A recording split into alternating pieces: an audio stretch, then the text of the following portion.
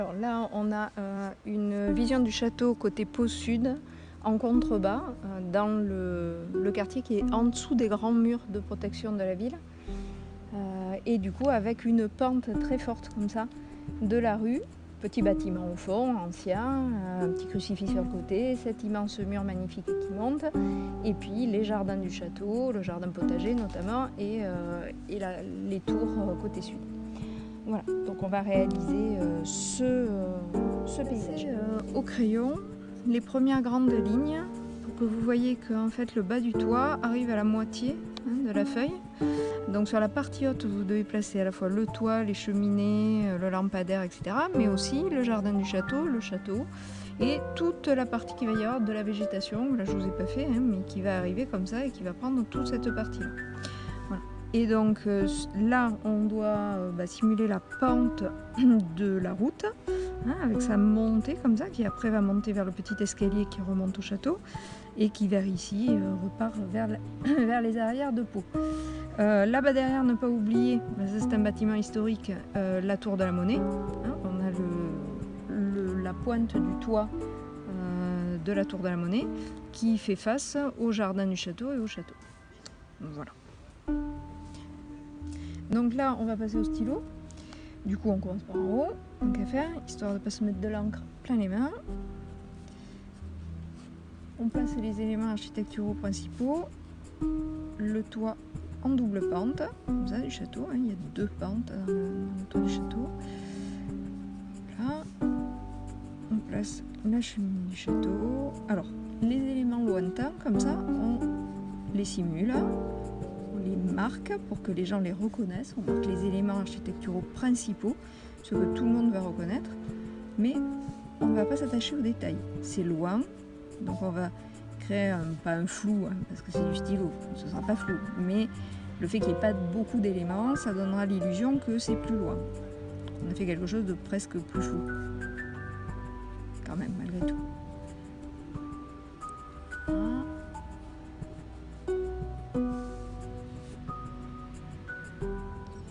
Je vous dirai quelle est la végétation, on voit pas grand chose. Donc, hop, après il y a l'autre partie. Donc, vous voyez, il y a cette partie-là avec ces trous-là. Et puis après, ici, vous avez... Alors, il y en a beaucoup plus que ce que moi je vais en dessiner, ce qui est normal, puisque je veux faire comprendre qu'il y a cet élément architectural. Du coup, je vais les représenter un peu plus gros que ce qu'ils sont. Du coup, forcément, j'en aurai moins. C'est comme les pierres comme ça, en quinconce, qui font l'angle. Je vais les symboliser par un zigzag.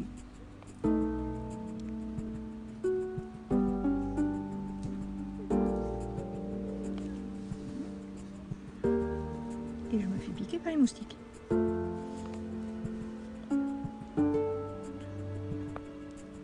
Donc je vous conseille de faire très attention aux perspectives tracées pendant la vidéo et que vous aurez donc sur l'image finale, parce que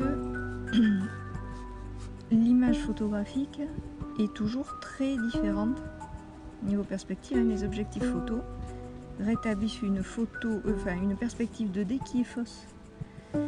Donc en dessin, on n'utilise pas la même. C'est pas les mêmes principes de perspective. Ce sont les évacuations d'eau de l'époque. Voilà.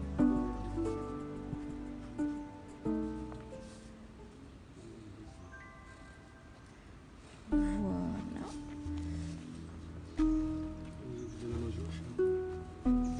Vous allez réaliser là, ici la rigole, etc. Des éléments comme ça qui sont reconnaissables et qui sont typiques de l'endroit que vous êtes en train de dessiner.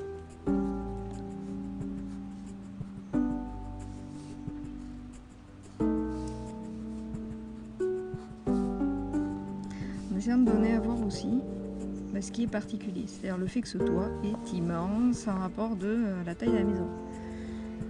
Parce qu'il est carrément énorme. Une espèce de tuile plate.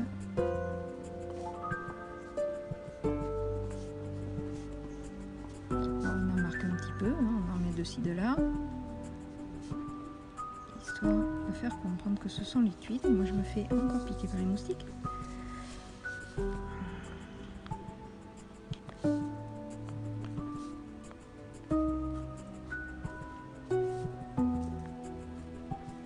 Le lampadaire.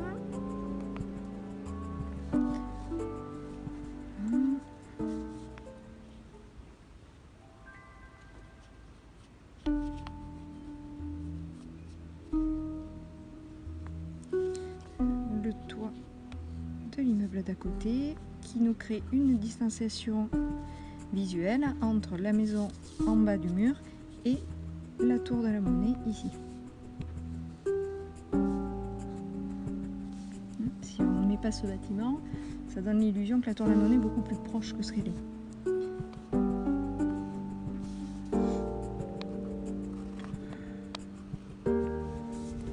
Ici c'est une petite barrière en fer forgé. Les petites barrières en fer forgé, vous les faites vite fait. Hein. Petits escaliers aussi. C'est juste histoire de faire comprendre. Donc, il y a un petit escalier. Petite murette d'en bas.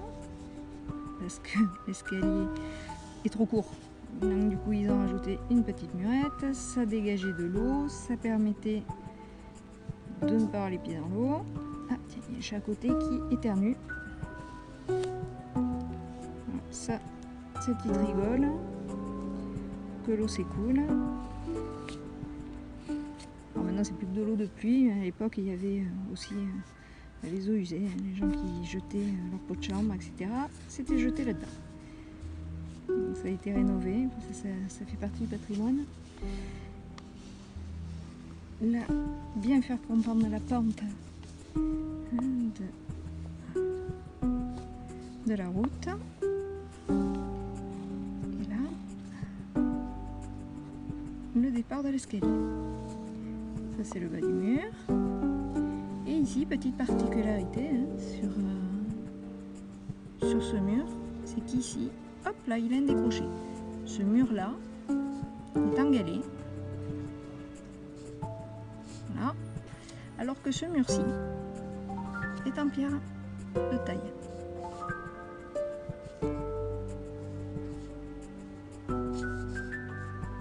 Jusqu'en bas. Donc vous simulez pas partout, hein, vous en mettez un petit peu. Voilà, pour faire comprendre qu'il y a deux murs. Et donc ici, le soubassement qui se termine du mur en pierre de taille et qui commence en galets. La végétation prend racine là, voilà, et vient se dispatcher sur le mur. Et au niveau du château, ça nous cache une partie de la visibilité du château d'ailleurs. C'est pour ça qu'on n'a pas pu tout dessiner. Ici, on a la porte de la maison. Ici les fenêtres. Alors vous remarquerez que les fenêtres ont des barreaux. Elles ont plusieurs barreaux. En fait elles en ont 4 à chaque fois. J'en mets 3. Ça sera largement suffisant. Sinon ça va faire trop de barreaux, ça va faire vraiment vilain. L'autre fenêtre qui est plus moderne. Qui n'est pas moderne, hein, mais qui est plus moderne que celle qui a les barreaux.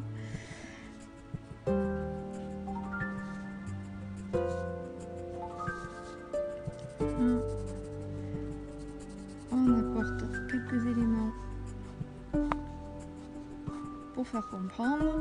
Après c'est votre vision du paysage, hein, de ce que vous allez dessiner. Vous n'êtes pas du tout obligé de faire quelque chose de parfaitement réaliste. Ici il y a encore les galets qui sont repris sur le soubassement de la maison. Elle a été construite en galets. Elle a quelques pierres qui lui entourent les portes. Mais voilà, hein, c'était pas des maisons riches, hein, c'était pauvres petites maisons du quartier sud bas de Pau, donc c'était des maisons pauvres. Et donc vous voyez, ici il y a des briques notamment, ici aussi. Tout le haut a dû être ajouté quelques années après le bas, et le bas est en galets. Vous vous faites comprendre comme ça avec des petits éléments pour juste qu'on comprenne ce que c'est. Ici, c'est la murette qu'on continue pour pouvoir finir de placer la fenêtre qui est visible à travers. Voilà.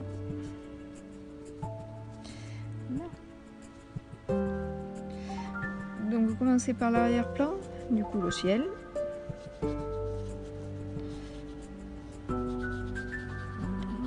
Il y a pas mal de nuages blancs aujourd'hui. Du coup vous faites la zone qui est colorée en bas, bleu. Vous laissez les nuages en blanc, vous ne les colorez pas. Ensuite, avec un gris un peu teinté de brun, vous venez marquer les ombres du château. Donc c'est, je répète, un gris teinté de brun. Et toujours avec ça, vous venez faire les ombres des cheminées.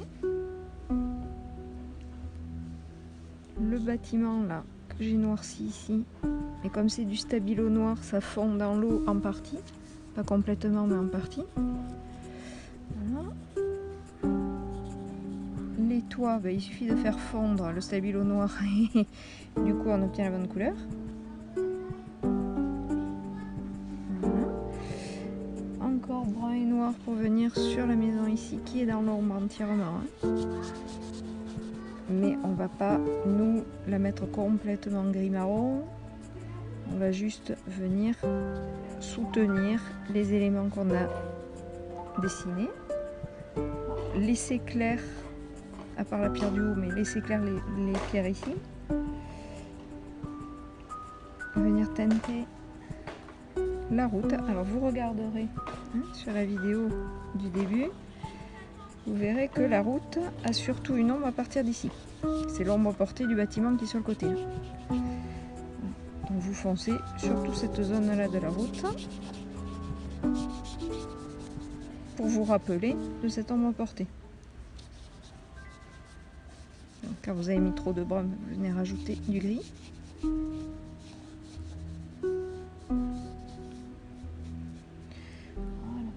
Et cette ombre vient courir également ici, bien entendu.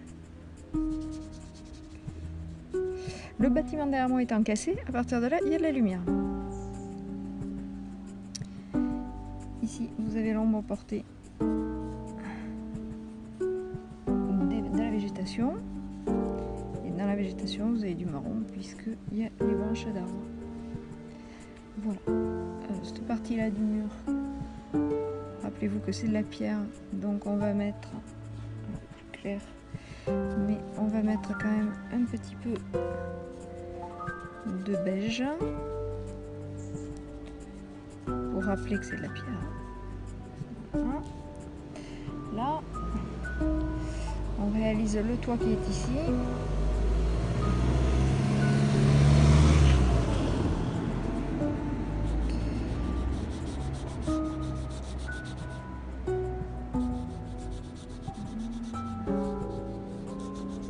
Tout simplement.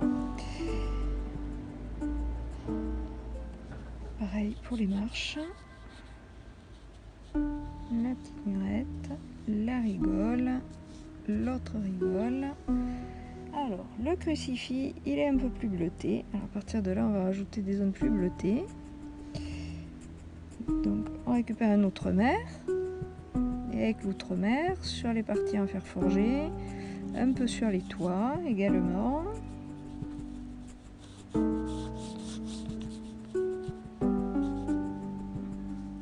Un petit peu sur le toit du château.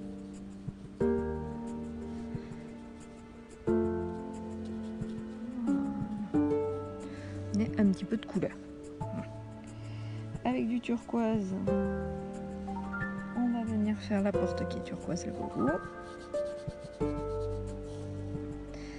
Voilà. Et ensuite, on passe à la végétation avec du vert de vessie, plus du vert sapin et un peu de jaune cadmium. Et on mélange et on réalise. On peut mettre aussi un peu de jaune de Cambodge. Voilà. Pour donner un effet plus lumineux ici sur cette partie-là de la végétation et revenir avec les autres verts pour créer une ombre.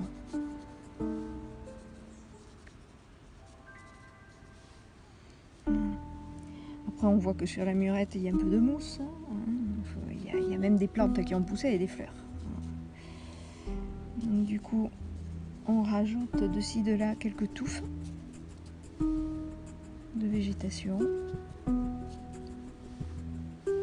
Voilà. Il y en a aussi qui ont poussé de ce côté là, plus foncé, c'est dans l'ombre.